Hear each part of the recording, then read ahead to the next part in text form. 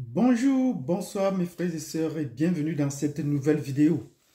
De quoi est-ce que nous allons parler aujourd'hui? Nous allons parler de la crise en RDC, la crise entre le Rwanda et la République démocratique du Congo et ses ramifications, son ampleur sur la scène internationale et surtout sur la scène africaine. C'est de cela que nous allons parler. Si c'est la première fois que vous me rencontrez, mettez-nous déjà des pouces, mettez de nombreux pouces et abonnez-vous, cliquez sur la cloche de notification parce que là, nous parlons de géopolitique, de géostratégie, bref, de géographie. Et il nous arrive de faire des analyses et des décryptages. Mais nous partons d'abord des faits. Oui, nous posons d'abord les faits avant de faire des analyses, avant de donner notre analyse, avant de faire notre analyse, de donner notre point de vue, notre opinion, notre modeste opinion. Donc, si vous avez fait ce que je vous ai dit tantôt, ça veut nous mettre des pouces, mettez-les en coup bien. Vous abonnez et cliquez sur la notification. On va entrer dans le vif du sujet. Mais on va poser seulement, on va parler de quoi? Donc, comme je vous l'ai dit tantôt, on va parler de la crise en République démocratique du Congo. Depuis plus de 30 ans, il y a une tension entre une guerre, on peut appeler ça une guerre, une guerre entre la République démocratique du Congo et le Rwanda. Et cela veut commencer au Rwanda, pousser des réfugiés en République démocratique du Congo. Et le régime en place, à l'époque, les Tutsis, ils ont pensé que pour leur propre sécurité, désormais, pour empêcher que les Hutus ne rentrent dans leur pays, comme eux, ils sont rentrés de l'Ouganda pour occuper leur pays, il fallait aller au Rwanda, il fallait aller poser la barrière plutôt, ou l'infiltration plutôt en République démocratique du Congo, et profiter pour exploiter les ressources. Ce n'est que de bonnes guerres. Et depuis ce conflit dur, et depuis le chef qui avait organisé cette rébellion, Paul Kagame est toujours au pouvoir. Et nous lui avons dit bravo à de nombreuses reprises sur les actions qu'il avait posées pour rendre son pays beau, pour changer l'image de son pays. Parce que jusqu'à ce qu'il arrive au pays, je ne pense pas qu'il y avait une télévision nationale dans ce pays, là déjà. C'était un des derniers pays d'Afrique qui n'avait pas encore de télévision. Mais en plus de cela, il a changé l'image du Rwanda. Et même à l'international, on trouve déjà le Rwanda sponsoriser ou attirer les touristes au Rwanda. Vous voyez sur les maillots du PSG ou à la Champions League dans les stades européens, visite Rwanda. Oui, visite Rwanda. Aucun pays africain ne l'a fait avant lui. Et même aucun président ne l'a fait pour son pays et même pour un autre pays africain. Donc, sur cette base, on pourra au moins lui dire bravo. Parce qu'il a au moins vendu l'image du Rwanda. Le Rwanda n'est plus un pays qu'on ramasse comme les autres pays, petits pays là. Donc ça, ce sont des faits que vous allez constater que c'est écrit bien, visite Rwanda. Et on peut lui dire bravo. Bravo n'est pas dit qu'on va tout le soutenir parce que les autres l'ont soutenu. Non, ça peut bien gêner. Ben, nous allons poser les faits. Quels sont les faits qui militent pour le Rwanda? Même si on a pitié du Congo, parce que quand nous parlons du Congo, nous abordons toujours la question avec beaucoup d'empathie. On soutient nos frères du Congo, on les soutient. Mais si les Congolais eux-mêmes ne veulent pas prendre le taureau ne veulent pas prendre le taureau par les cornes, les choses ne pourront pas changer. Le Rwanda se constitue au fil des temps, progressivement, et essaye d'élaborer une géostratégie. Je l'ai dit ici sur une plateforme, c'est le seul pays africain qui a une géostratégie claire et lisible, qu'on peut constater. Il a des ramifications partout dans les pays africains, en commençant d'abord par le Congo. Tous les pays qui entourent le Congo, le Rwanda fonctionne comme une pieuvre. Là, les tentacules partout. Ils ont des mercenaires partout, de façon officielle et de façon officieuse. Parce que pour prendre un pays de façon officielle, on va prendre le cas de la République centrafricaine, où ils participent là-bas à la force de maintien de paix de la MINUSCA. Et on a parlé de la force officieuse, par exemple, le cas du Bénin, où les mercenaires rwandais y sont pour assurer la protection du président Talon. Voilà des cas où ils sont. Et au Mozambique, on parle d'eux. Dans beaucoup de pays, ils participent à beaucoup de missions de la paix. On parle d'eux. Donc, ils ont voulu entrer dans leur siège. Ils ont entré dans leur siège depuis peu avec William Ruto du Kenya. Ils ont entré dans leur siège, le président kenyan, qui a envoyé également les troupes en Haïti pour une certaine expérience. Mais malheureusement, ça c'est une parenthèse en passant. Le président américain Trump a dit qu'il ne va plus payer pour les soldats kenyans qui vont aller en Haïti. Même si le quatrième contingent est arrivé, donc ils vont trouver les ressources ailleurs. Parce qu'il n'est pas pour la guerre. Donc, qu'est-ce qui se passe donc en République démocratique du Congo? C'est qu'avec la percée sur Goma, il est en train de conquérir le Kivu. Kagame est en train de conquérir le Kivu. Pendant ce temps, les présidents qui ne sont pas des militaires, parce que je rappelle toujours aux gens que Kagame était militaire et il agit plus qu'il ne parle. Ramaphosa s'est énervé, il s'est fâché, il a appelé au téléphone et la réponse de Kagame était claire. Il est prêt à se battre avec la puissance, avec la République d'Afrique du Sud. Et les gens ont crié au scandale. Comment est-ce qu'il peut oser se battre? On peut l'écraser. Ben, Ramaphosa a déployé un peu les ressources, déployé ses forces, fait venir, atterrir à Goma avec les troupes, les hommes et tout cela. Et une fois que les troupes étaient installées, au lieu d'entrer en action, ils ont plutôt appelé une conférence. Et c'est de cette conférence que nous allons parler aujourd'hui. Ils ont appelé une conférence des pays de la SADC.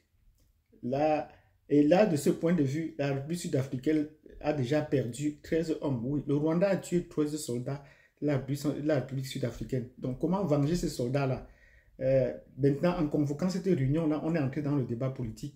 Les pays de la SADC ne sont même pas entretenus, ne sont pas tombés d'accord. Et il y a eu des pays qui sont... Donc, la conclusion pour, pour cette réunion de pays de la SADC qui a duré près de 4 jours, la conclusion est que la montagne a accouché d'une souris. Je vous évoquais hier déjà qu'il y a des pays comme le Malawi qui ont préféré quitter la réunion avant le temps et qui ont retiré leurs troupes même dans la SADC. Ils ne veulent pas se faire massacrer pour rien par les Rwandais. Ils connaissent bien la force de frappe du Rwanda. Et j'ai rappelé ici, toujours à plusieurs occasions, beaucoup des opposants rwandais ont fui et sont réfugiés en Afrique du Sud. Et en Afrique du Sud, le président rwandais est allé les tuer en Afrique du Sud, sur le territoire. Il a menacé, il a raté pour une première fois pour certains, il a raté une deuxième fois, ben il est reparti tuer, malgré les menaces de l'Afrique du Sud. Donc s'il est capable déjà sur le plan géostratégique, sur le plan des services secrets, d'infiltrer un pays comme l'Afrique du Sud et de pouvoir mener des actions là-bas, ce n'est pas une guerre ouverte qui peut l'intimider. Donc vous voyez, le conflit donc, en plus à l'est de la République démocratique du Congo, on est encore en train d'avoir de la sympathie pour la République du Congo parce que les réunions se succèdent et n'apportent rien sur le terrain. Au contraire, les Rwandais continuent de progresser sur le terrain. Je rappelle à certains qui ont une bonne mémoire en géographie que le Kivu est 2 fois la superficie du Rwanda. Et c'est ces parties qui veulent conquérir et annexer. On prétend leur donner l'intention de pouvoir annexer. Donc voilà la situation. Ce sont des faits que je pose. Le Rwanda était un pays militaire, un régime militaire. Il y a un de nos frères qui fait la Ligue des Noirs qui a publié une vidéo dans laquelle il s'indignait du fait que le Mali a refusé que les populations du Mali manifestent contre la présence rwandaise là-bas. Comment est-ce que les autorités rwandaises, les autorités maliennes peuvent refuser qu'on ne manifeste contre le Rwanda? Oui, et je le rappelle ici, le Rwanda est un pays qu'il faut respecter. Oui, il faut déjà le dire. Ça, c'est peut-être une analyse qu'on le fait. Le Rwanda est un pays qu'il faut respecter. Respecter pourquoi? Parce que vous ne pouvez pas dire bravo à l'AES, bravo aux nouveaux régimes militaires qui sont parus en Afrique de l'Ouest, en commençant par la Guinée-Conakry, le Mali, le Burkina Faso, le Niger. Si on ne prend que ces 4 pays dont vous félicitez tant, ces pays ont prêté allégeance à Kagame. Ils sont tous partis au Rwanda, à Kigali. Et pour le cas de la Guinée-Conakry, Doumbouya lui est parti là-bas à Conakry, à Kigali. Donc il a rencontré Kagame. C'était pour prendre des avis sur les démarches militaires. Il n'est pas pour faire de la politique. Et pour les autres, le Rwanda maîtrise bien le Mali parce que son chef d'état-major était le chef de la MINUSMA au Mali. Il le sait très bien. Et il est revenu donc à Bamako. Et le chef d'état-major également est parti à Kigali. Il en est du cas du Burkina Faso, il en est du cas du Niger. Donc vous ne pouvez pas dire, il ne pouvez pas dire que le Rwanda ne représente rien quand tous ces pays de l'AES ont prêté allégeance, je dis bien prêté allégeance à Paul Kagame, ou sont allés prendre des instructions, des conseils à Paul Kagame. Donc voilà la raison qui fait, je vais dire ça peut-être à notre frère, qui font qu'on ne peut pas, le régime au Mali, à Bamako, ne peut pas accepter qu'il y ait des manifestations contre le Rwanda. Donc, qu'est-ce qui sont passés comme accords? Et des accords ont été signés entre ces pays et le Rwanda. Des accords ont été signés, des accords militaires, des accords économiques. Donc, il ne faut pas qu'on oublie cela. Et ils ne peuvent pas permettre donc sur la base de ces accords, qu'on maltraite le Rwanda, qu'on malmène l'image du Rwanda. Oui, l'image du Rwanda, le Rwanda sait défendre son image à l'intérieur comme à l'extérieur. Ce sont des faits que je pose et que vous pouvez constater. Ce n'est pas à négliger. Donc, ce sont des pays, tous les pays de l'AES respectent le Rwanda. Oui, respectent Kagame et respectent le Rwanda.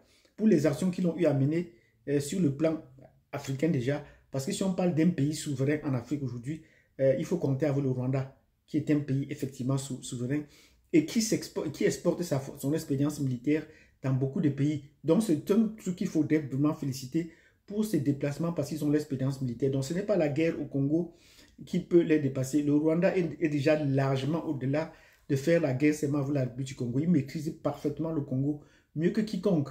Ils sont bien infiltrés dans les appareils de l'État du Congo. Je veux dire dans le gouvernement, dans l'armée. Si on a peut-être, il y a 5 ans, on avait 300 officiers Tutsis dans l'armée congolaise. Aujourd'hui, ce serait plus. Ils savent comment faire les recrutements, sans compter les autres personnes qu'il y a tout autour. Donc, ils ont déjà fait la guerre à Kinshasa. Ils ont transporté la guerre à Matadi. Ils ont fait la guerre déjà là-bas. Donc, ce n'est pas loin. Donc, quand le M23 dit qu'ils sont prêts à arriver à marcher sur Kinshasa, ce n'est que très évident pour nous autres au regard de leur histoire, de leur expérience, de leur passé. Donc, si vous avez apprécié cette vidéo où j'ai juste posé les faits, la réunion de la SADC pour la crise à la République démocratique du Congo a accouché d'une souris. Et nous allons continuer à avoir pitié du Congo. On va continuer à les soutenir, même si les autorités congolaises ne peuvent pas tenir leurs promesses. Tshisekedi disait, à la moindre escapade, à la moindre escamouche aux frontières, il va aller au Rwanda. Il a dit ça combien de fois et depuis il n'a pas pu bouger. Nous avons dit sur cette chaîne, vu notre connaissance des questions géostratégiques, il serait seulement juste question de fermer la frontière avec le Rwanda. Est-ce qu'il peut fermer la frontière avec le Rwanda juste pour 24 heures? Ça, ce n'est pas possible. Il y a beaucoup d'accords secrets qui sont passés entre le Rwanda et la République démocratique du Congo. Donc, si vous voulez en savoir plus, laissez-nous, on va vous rappeler un peu ces petits gestes que Tshisekedi a posés et qui sont dignes d'être analysés pour qu'on puisse comprendre qu'entre Tshisekedi et Kigali, Tshisekedi n'est que le petit de Kagame. C'est avec l'aval de Kagame qu'il a pris le pouvoir. C'est Kagame qui l'a installé. Donc, il ne peut que s'agiter pour le moment. Et je vais vous le démontrer dans les prochaines vidéos. Donc, si vous êtes intéressé d'en savoir plus, n'hésitez pas à nous laisser dans le commentaire sur cette question, les accords secrets qu'il y a entre Kagame et Tshisekedi, et les démarches, les contradictions que Tshisekedi pose et quand on va faire une analyse, vous allez vous comprendre que c'est très évident qu'il ne peut pas faire la guerre au Rwanda. Il est juste en train de perdre le temps aux populations et de l'extérieur, nous ne pouvons qu'avoir pitié du Rwanda. C'est tout ce que nous pouvons faire, du Congo. C'est tout ce que nous pouvons faire. Donc, merci d'avoir suivi cette vidéo.